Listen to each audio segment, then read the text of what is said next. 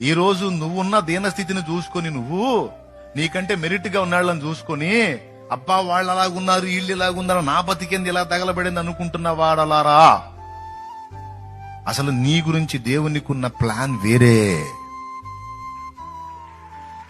నీ గురించి, నీ ఫ్యామిలీ గురించి దేవునికున్న ఉద్దేశాలు వేరే. అవి ఓపెన్ అయినప్పుడే నీకు అర్థమైద్ది.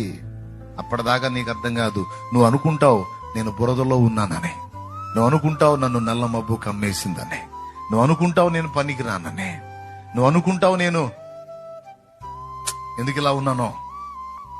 నువ్వెప్పుడు చుట్టూ ఉన్న వాళ్ళని చూసుకొని నిన్ను చూసుకుంటావు. నేను చెప్తున్నా, ఈరోజు చెప్తున్నాను, వాళ్ళు వేరు నువ్వు వేరు. నీ లైఫ్ డిజైన్ వేరు, వాళ్ళ డిజైన్ వేరు. నీ జీవితాన్ని దేవుడు నిర్మిస్తున్న తీరు వేరే.